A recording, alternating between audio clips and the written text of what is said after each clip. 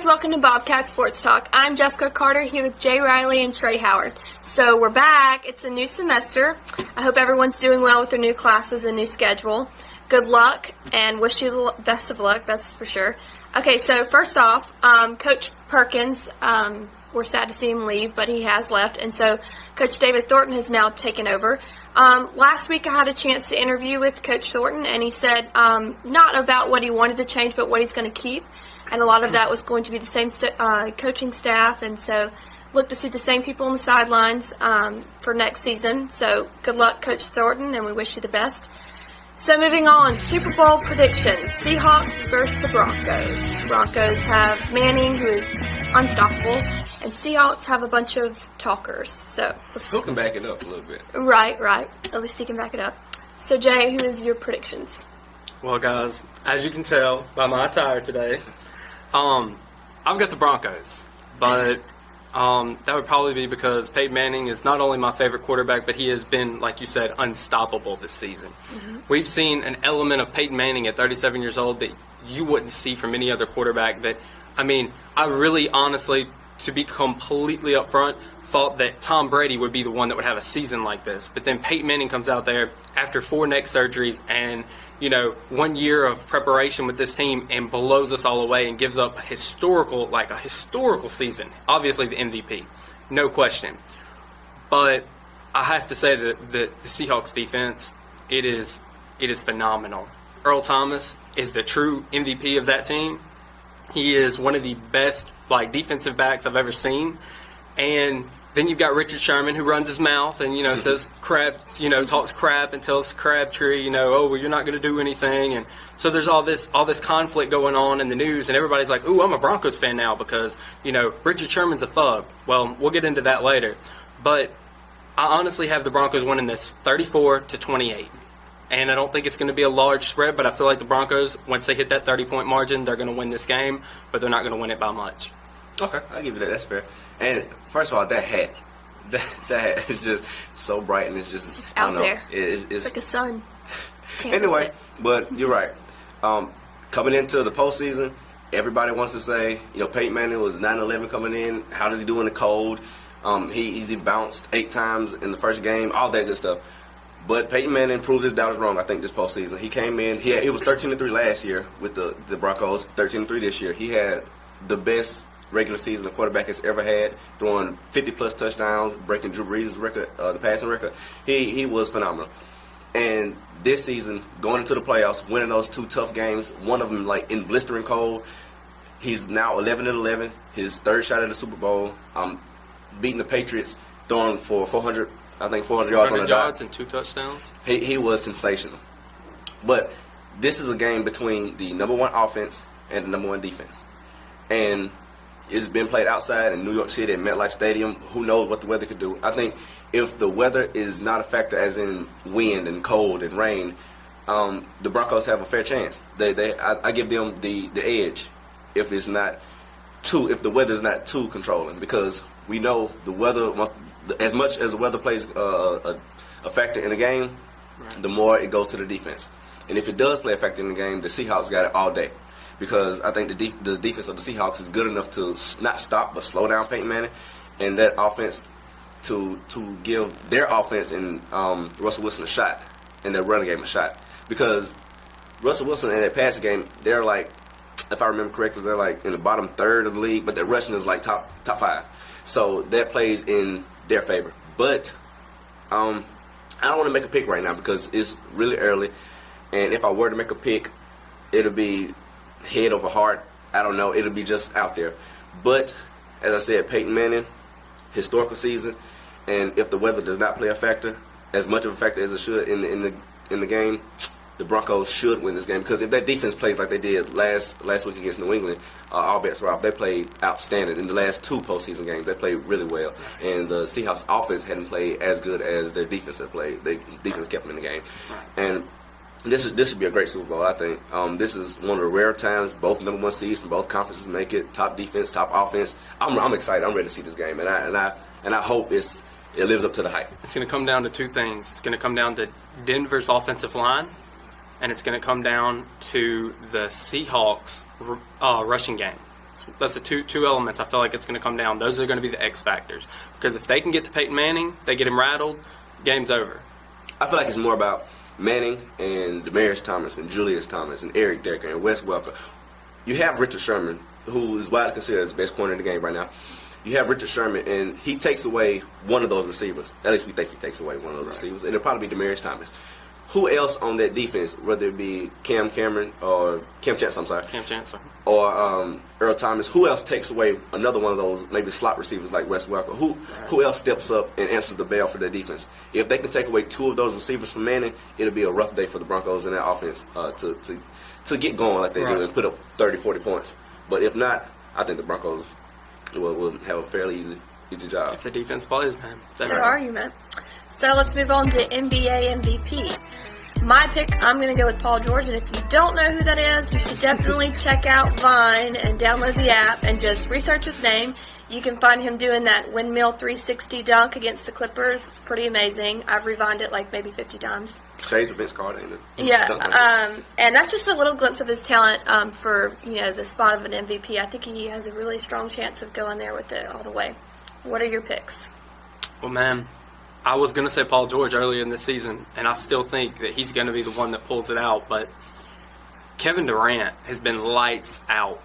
He's had how many, like 4 40-point games, and he's still on a 30-point streak right now. Like 8 games. 8 games straight.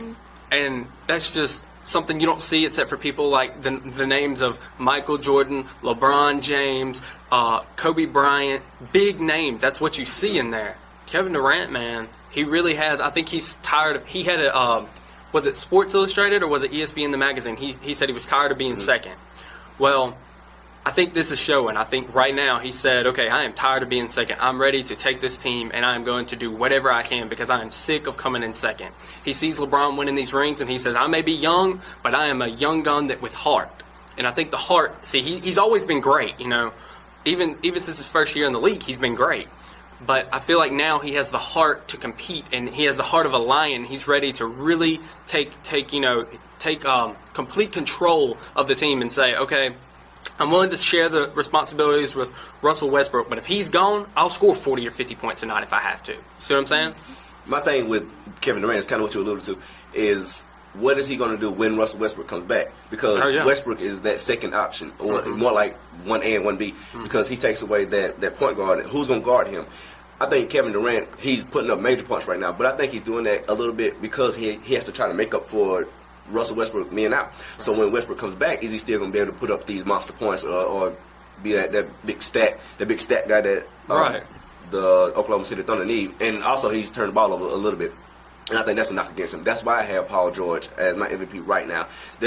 Always LeBron's going to be in that category. Oh, yeah. There's going to be always, if Chris Paul hadn't gone down, I have Chris Paul. Some people talking about Steph Curry and the way he's playing, but I have Paul George. He has, he averaged, I think, 26 points right now. He's shooting 40% from the field, 46 actually from the field, 40 from the 3-point.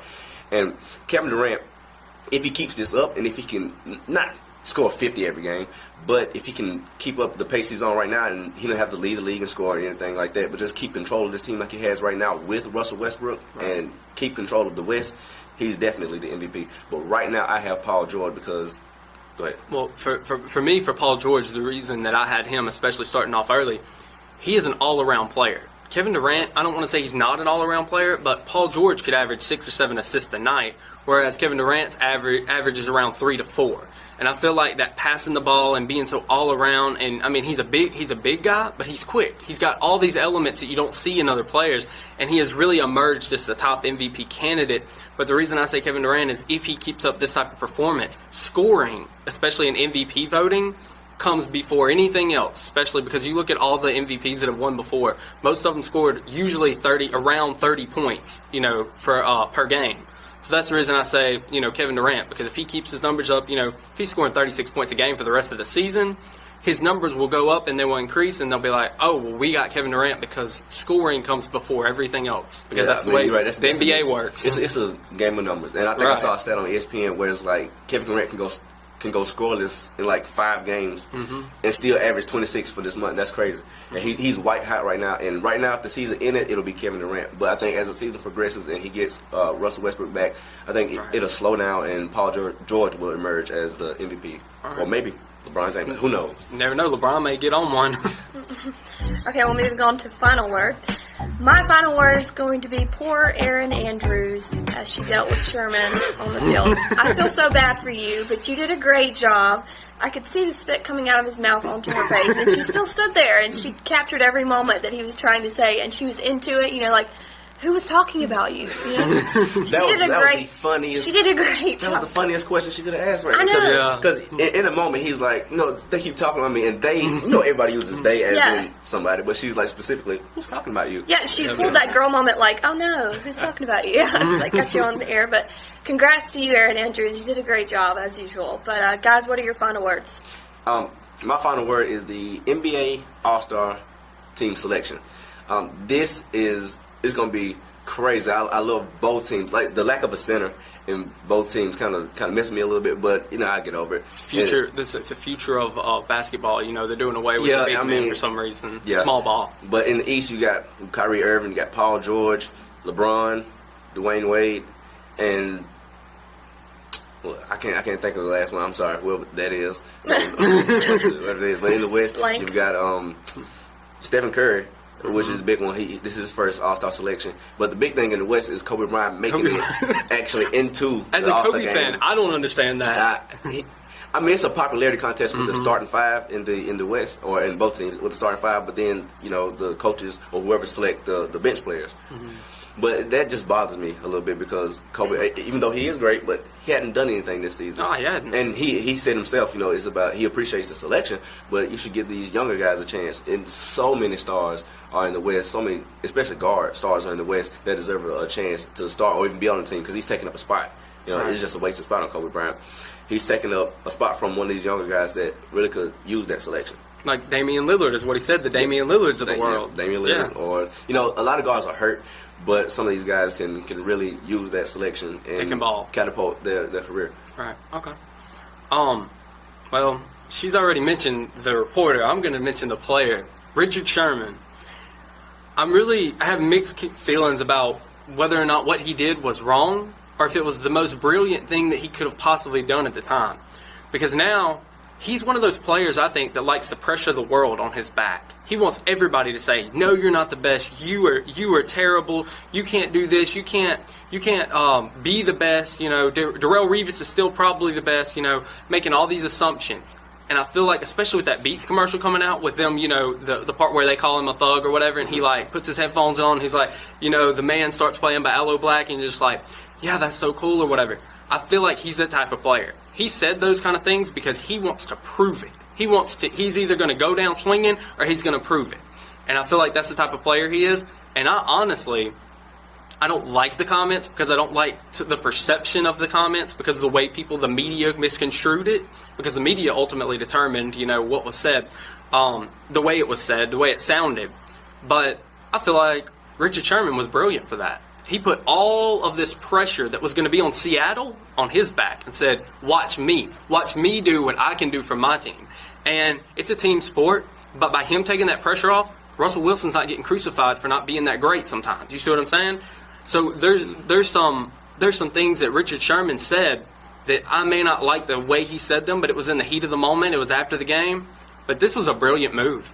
I have no problems with anything Richard Sherman did or anything Crabtree did because if you watch it, like the moment after that happened, you're on two different levels. Yeah. Richard Sherman on one hand just realized he made the biggest play of the game for his team right there. They have a chance to go to the Super Bowl and play for the championship, the NFL championship.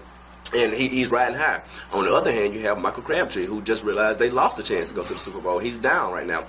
And in the heat of the moment, I think Richard Sherman, you saw, he gave him a pat on the rear and it was like, I guess he was saying... He said good game. Like, they have the footage that said he showed it. Yeah. I guess he said good game. And Michael Crabtree, I have no problem with him pushing him out of his face because he don't want to hear that right now. He's down. He don't want to deal with the guy who just made the play on him. Right. And I think they kind of got to Richard Sherman a little bit because I think he was being sincere in trying to shake his hand and tell him, no, good game or whatever. But I think that push got Richard Sherman a little more steamy, so he was just looking for a camera, or looking for something to say. He wanted to explode. He had it all stored up. He got on camera, and I thought it was hilarious, by the way. And he was like, "Don't ever try to go to the sorry receiver like grab you." That's what happens. And it was just in the heat of the moment and exciting. And in the interview after, he was like calling Crabtree mediocre and things like that. And I don't get where the thug comes in after that, after being loud. So it's just like, how would it be perceived if, Peyton Manning and Tom Brady would be a poor example, but like if Wes Welker did that, would he be perceived as a thug or just passionate about what he does? His hit on Aqib Talib, they said was, Bill Belichick had his, comment about the Aqib Talib hit and said, oh, well, it wasn't legal, and then, they said that it was. So, I mean, it's all just. But Richard Sherman, keep doing your thing. I enjoy it. It's entertainment. I love you. You need good guys in the back, guys, I think. So somebody root for and somebody root against. That's what keeps the adrenaline going. Yeah, it's a part of sports. Yeah. Well, those are good final words, and that wraps up all of our topics for this week's segment. Thank you again for joining us and watching. Please stay tuned for the rest of the semester as we come up with so many more new things that we're going to talk about. Again, I'm Jessica Carter. This is Jay Riley and Trey Howard, and thank you for joining us today on Bobcat Sports Talk.